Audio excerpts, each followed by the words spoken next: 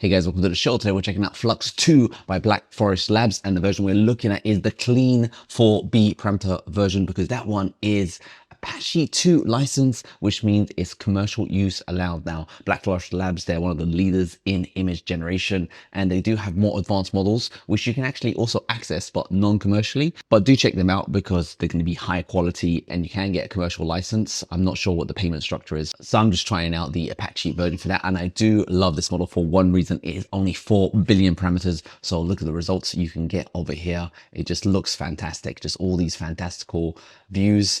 Now, for the text encoder, if you guys are interested, they do actually use qwen-3 to encode the text. So the prompts you write, it gets converted with that. But anyway, let's just jump in. I'm going to be using XCREATE. And to get this model, you just click on the models tab and Hugging Face, and you got this system where you can choose which models to download. So Flux 2 Clean 4B, you hit download and it'll go ahead and start downloading the model.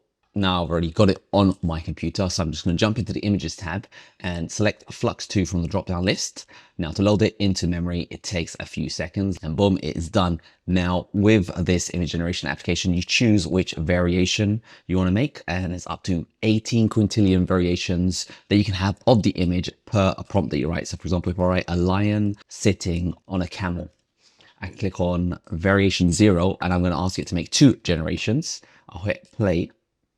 So it's making the first generation, and this is a fast model because 1, 2, 3, 4, 5, 6, 7, 8, 9. It should be done in 10 seconds. Boom, it's already made 1 generation, and look at that. Is that the head of the camel has morphed? This is why you want to make more than 1 generation or play with the variation. But as you can see, it was a very, very fast model. It took about 10 seconds to make.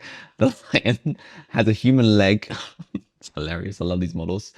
And the picture itself is beautiful, but it does have these little artifacts. Now you can fix these artifacts with better prompting. So you can write a more advanced prompt, or you can just choose a different variation. Again, there's 18 quintillion versions. I just tend to just say like 5 generations, make me that, and hopefully one of the 5 will be usable. So we made one here. The second one, that one's perfect. So the first generation, look at the exact same model, just with a different variation. It was a bit broken, human leg. Camel's head is gone. But the second generation, that is just a perfect image. I don't see actually any defects whatsoever. So it looks good. And it took that one 9.3 seconds to generate. And this is on my M3 Ultra Mac Studio. But it also runs fast on other computers. So for example, this is it running on my MacBook Pro. So let's just make a new generation. Actually, I've got this nice prompt. This is a lion on a camel. I'm going to do variation. Let's just click a random one. I'll hit play, so it recreates the exact same prompt. So it's loading in the model first, just showing how much memory it is using. And you can see right here, currently when it's loaded, it's using 22.5 gigabytes of RAM, and it's almost finished the generation right now. Boom, it's done. But you can see that it took 17.9 seconds. 17.9 seconds. And I also got it running on M1 Max, and I published the results here. So on my M3 Ultra, I'll get 9.7 seconds. M4 Max 17.8, and the M1 Max got 56 seconds for a generation. Now I'm going to compare that to Z-Image Turbo. So Z-Image Turbo for M3 Ultra took 34 seconds for an image generation. It was 3 times slower because it obviously had more steps, but the results pretty much the same. M4 Max took 50 seconds, and the M1 took 125 seconds. That's 2 minutes. So it's half the speed of Z-Image Turbo, but is it half the goodness? So let's go here. I'm going to switch over to Z-Image Turbo, and I'm going to play the exact same prompt at the exact same seed, and let us see how different the results are. Now with Z-Image Turbo, I have live preview enabled, which slows the generation down a little bit, but it kind of shows you the diffusion happening in real time. So I can see, so this one, it's not even sitting on the camel. So that is a difference. But obviously, if you switch up the variations, you are going to find a variation where it works. That's how these models work. They're all a bit random diffusion. So quality wise, we can see a bit of bokeh. Maybe it's a little bit blurry, this picture. The lion's got skinny back legs. This one looks like it came out of maybe an iPhone, so it's more sharpened kind of edge results. But they both look fantastic, these 2 models. The fact that both these models are Apache 2 licensed, commercial use allowed. This one's a little bit slower.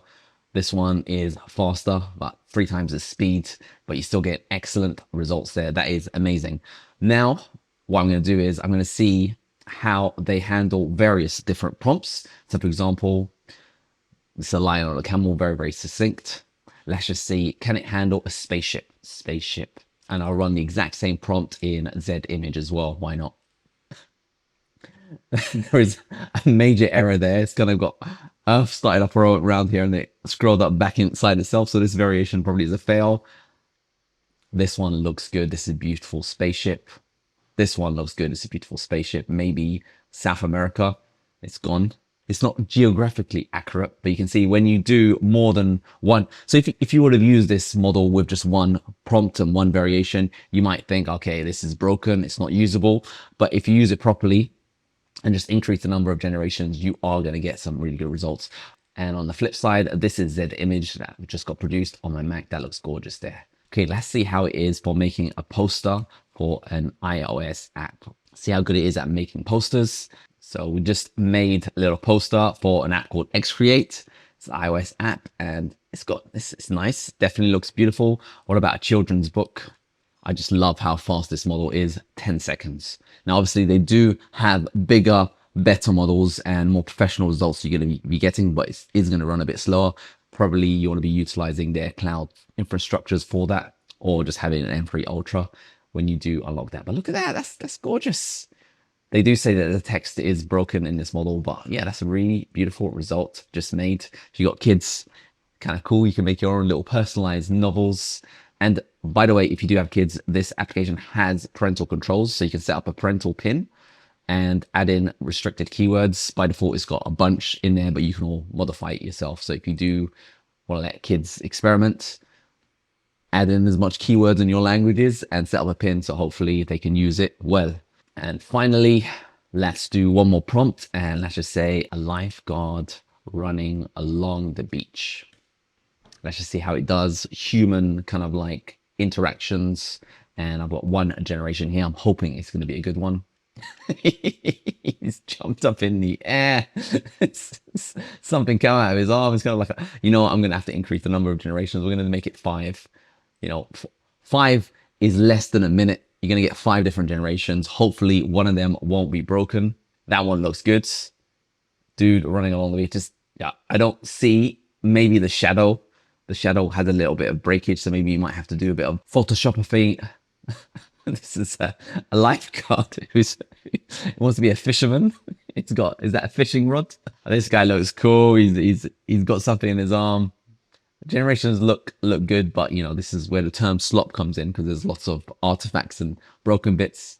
But if you make enough generation 3 legs, you know, if you were trying this model out and you just got unlucky, you got a 3-legged man because you chose the wrong variation, then you would have thought this model is bad.